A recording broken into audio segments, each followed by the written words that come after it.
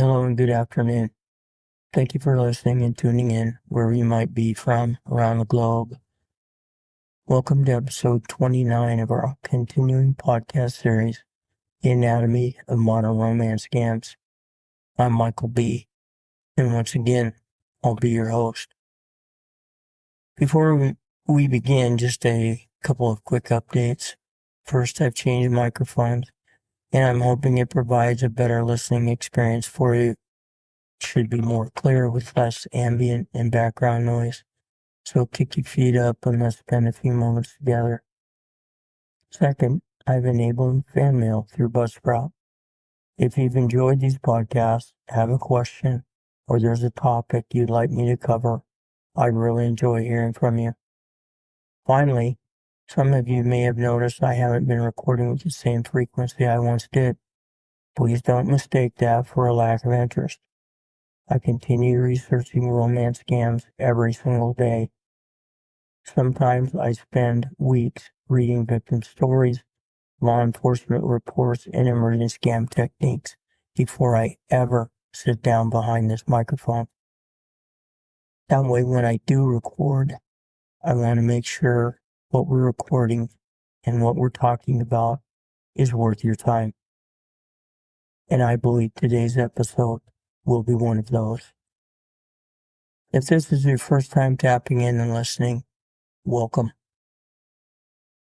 If you've been following this podcast from the beginning, welcome back.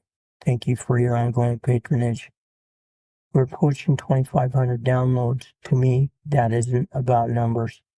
It's about people. If one person hears something today that prevents them or someone they love from becoming the next victim, then we've accomplished exactly what we set out to do. Last episode, we talked about consequences. Those are the invoices that continue arriving long after the scammers disappeared. Today, I'd like to change things up and talk about prevention.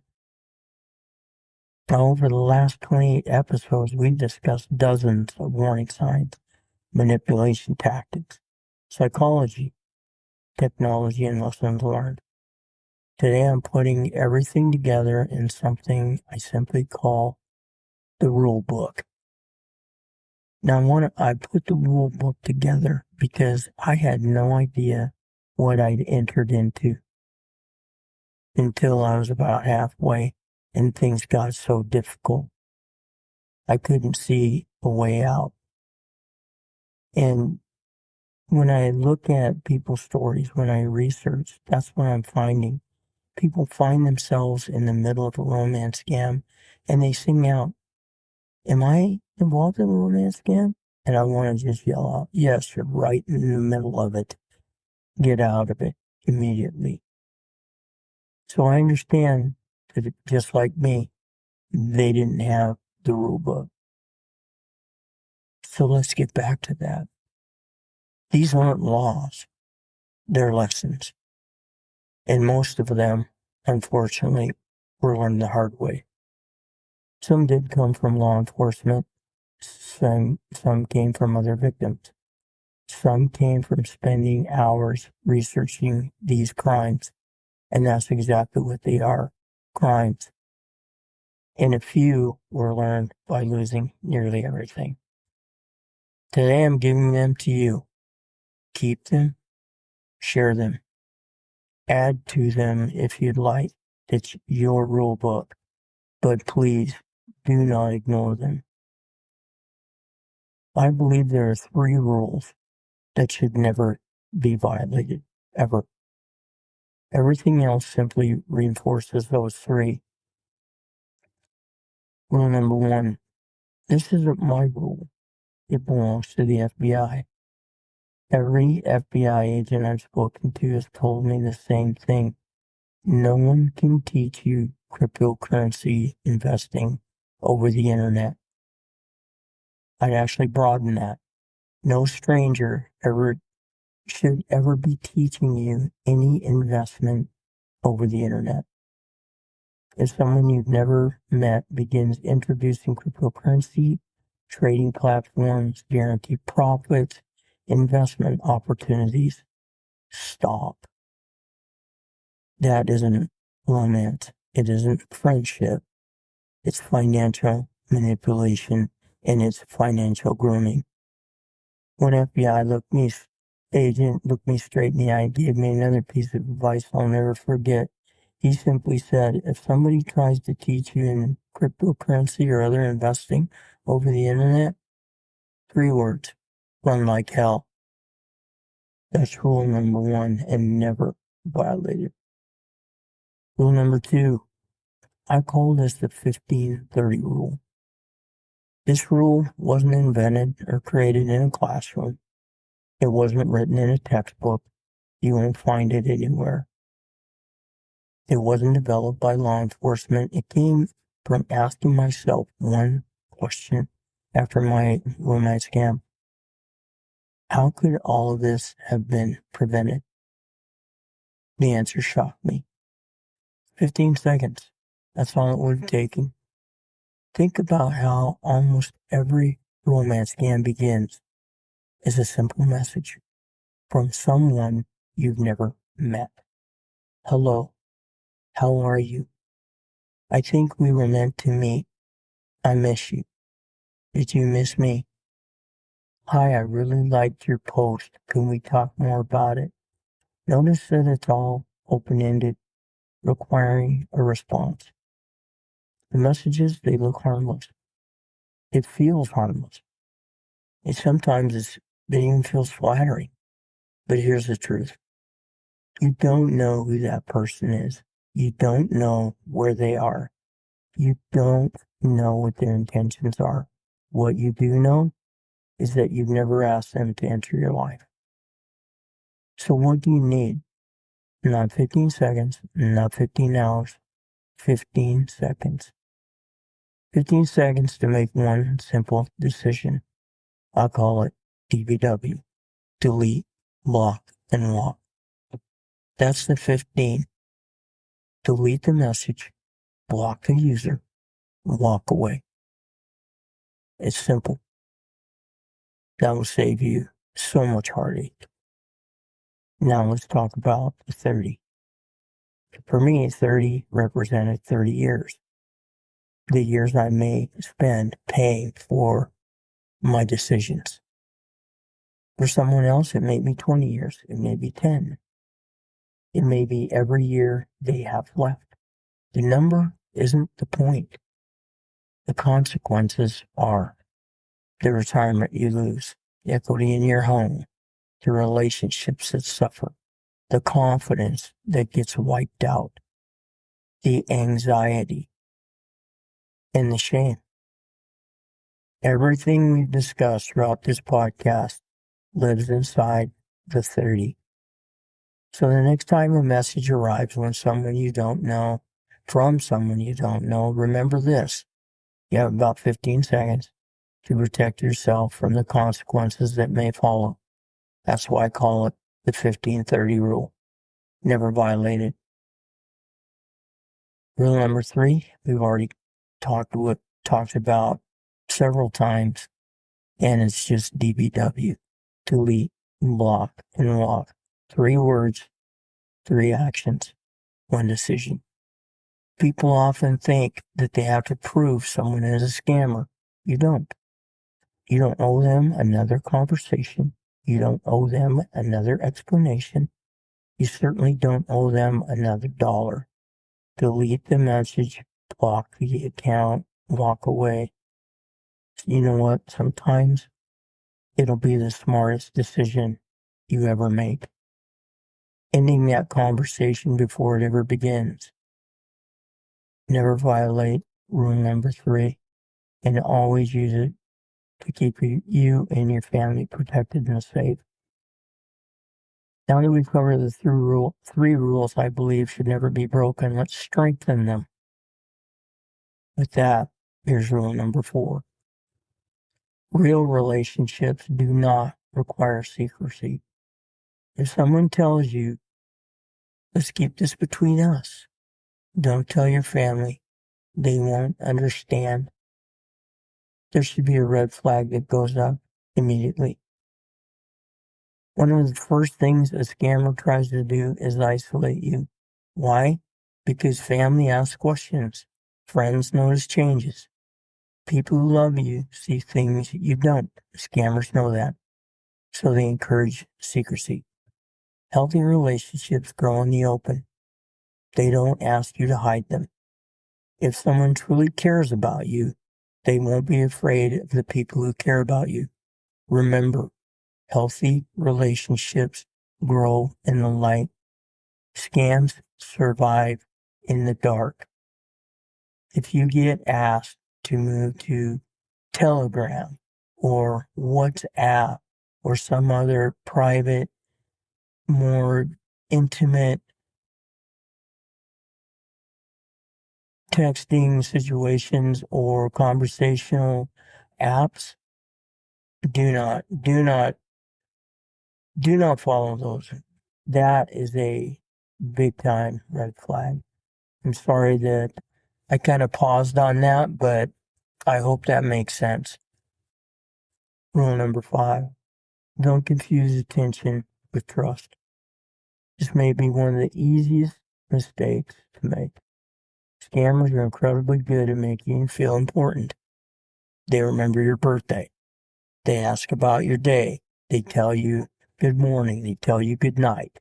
They compliment you. They remember details about your family and about you. Sometimes they remember things better than the people who've known you for years. But here's what I've learned. Attention is not trust. Anyone can type kind words.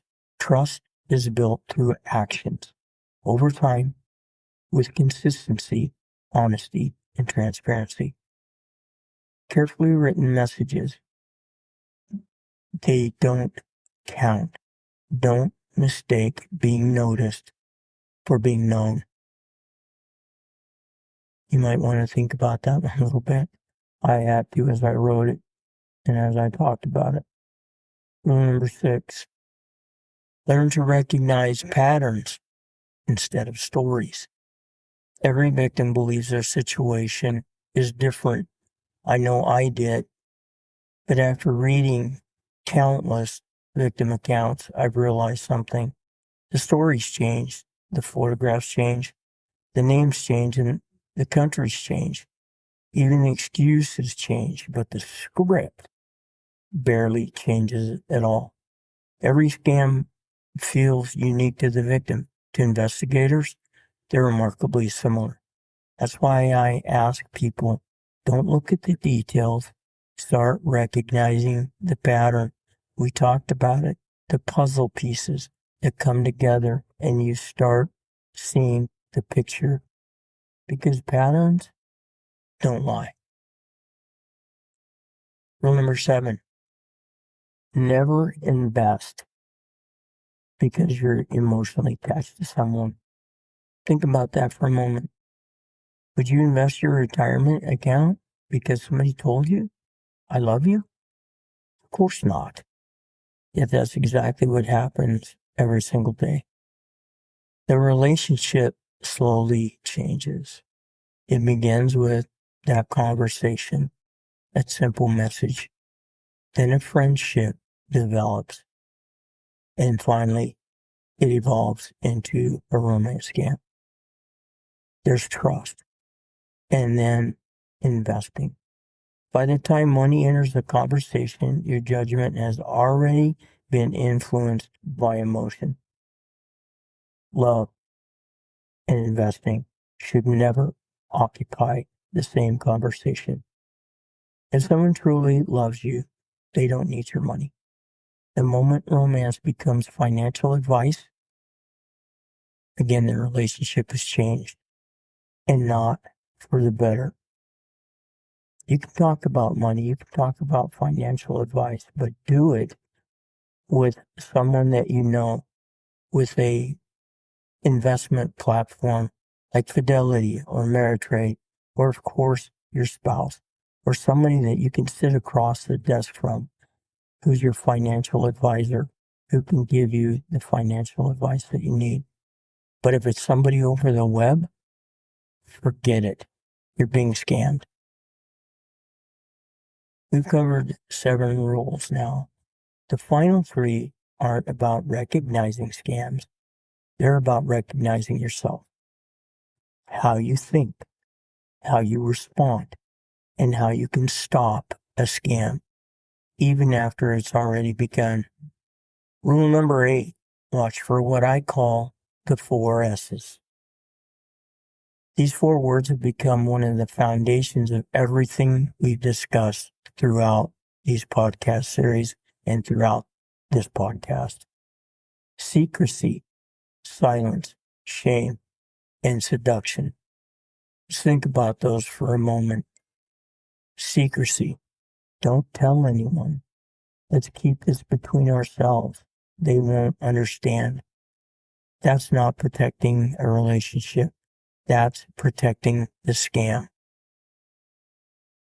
So those moves to Telegram, WhatsApp, or Signal, those are red flags. And then comes silence. You stop talking about the relationship. Maybe because you've been asked to. Maybe because you know people will ask questions you don't want to answer. Eventually, you find yourself carrying the relationship alone.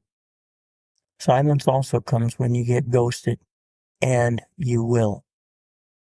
It's the silence of shame, and that comes next. But before we talk about that, think about this. The numbers are staggering.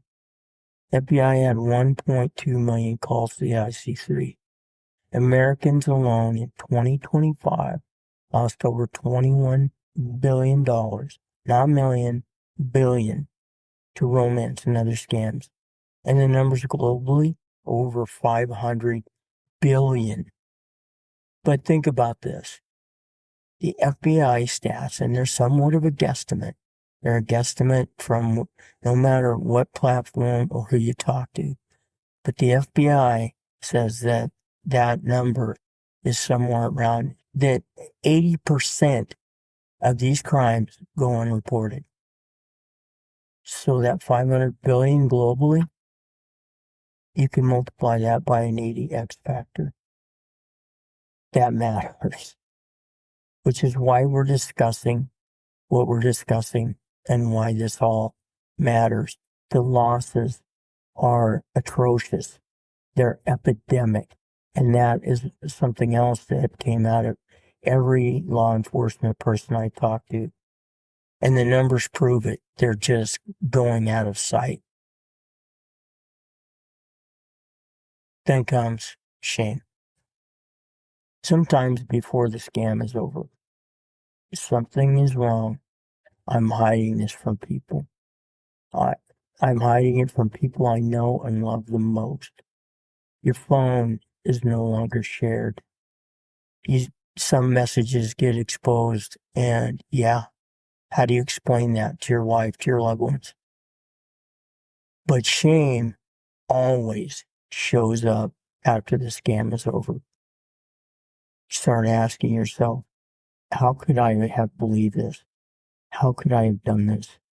What in the hell was I thinking? The answer is simple. You are manipulated by professionals. And finally, let's talk about seduction. Not just romantic seduction, but emotional seduction.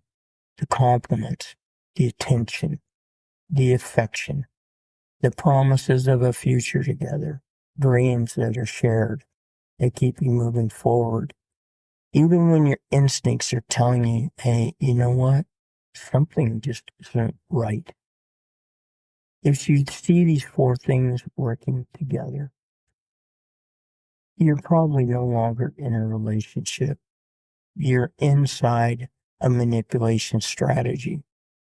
And those 4 S's are constantly in motion in a romance scam. So remember them and ask if that interplay is going on in the relationship that you're currently in. Rule number 9. Ask yourself one simple question.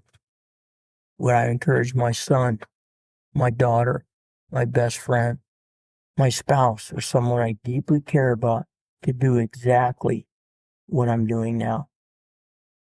Not what you hope will happen, what you're actually doing. Would you tell them to keep sending money?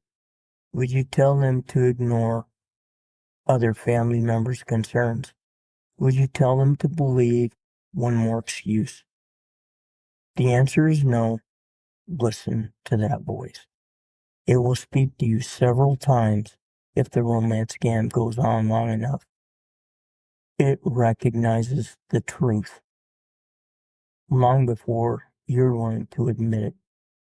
Sometimes the hardest person to convince is yourself. Rule number 10. Never stop asking why. Why won't they meet? Why is there always another emergency? Why is there always another investment needed? Why does every solution require more money? Why am I being asked to keep secrets? Why am I making decisions I would have questioned 6 months ago? Scammers don't fear your emotions. They fear your questions, because honest answers destroy dishonest relationships. So never stop asking why. One comment on never meet. I've noticed that some scammers will meet widows or independent single women. That's becoming more prevalent, but I want to quantify that a little bit. And when we talk about things, don't think in absolutes, but most scammers will never meet because mostly they're halfway around the world. They're in different places than you might be. But look at this. Have they ever met you? Are they willing to meet you? If it's someone that you've never met, and even if you've tried to meet with them and there's always an excuse as to why they can't or why they don't, even if I showed up at the airport, but then I had to go for some emergency, you'll never see them because they're not who they are. That relationship is bogus. The relationship is fake, and the person that you're talking with is fake as well. Now, there's always an exception to that. But so I speak on what is happening the most. This person will never meet you. They can't, because it's not real. As we wrap up today, I want to leave you with one final thought. The purpose of this podcast has never been to make you afraid of meeting people online. Most people are good. Most people are genuine. But there are people who have turned trust into a business model. And that business model is sinister. So think about that. There are people out there, and there always have been, who take advantage of the goodness of other people. You have to realize that, and you have to change. And knowledge changes the equation. You don't have to become an expert in romance scams. You don't need to memorize every technique. You don't need to understand in every cryptocurrency platform. You simply need to recognize patterns. And this is important. Recognize patterns before you become part of it. Remember the rule book. You have it now. Remember the 3 rules that should never be violated. And if you ask me, all 10 of them should never be violated. Again, add to them, but I caution you to delete any of them. So remember those 3 rules that are prime. FBI rule number 1. No one can teach you cryptocurrency over the internet. Remember the 15-30 rule. 15 seconds may protect you from years of consequences. And finally, delete, block, and lock. 3 words, 1 decision, and a lifetime difference. Don't get caught short. If today's episode helps one person avoid becoming the next victim, then everything we've talked about today has been worthwhile. If you found today's discussion helpful, please consider sharing it with someone you care about. They may not need these rules today, but one unexpected message tomorrow could change everything. Thank you for spending these few minutes with me. Until next time, stay aware, stay protected, and always, always stay safe. This is Michael B.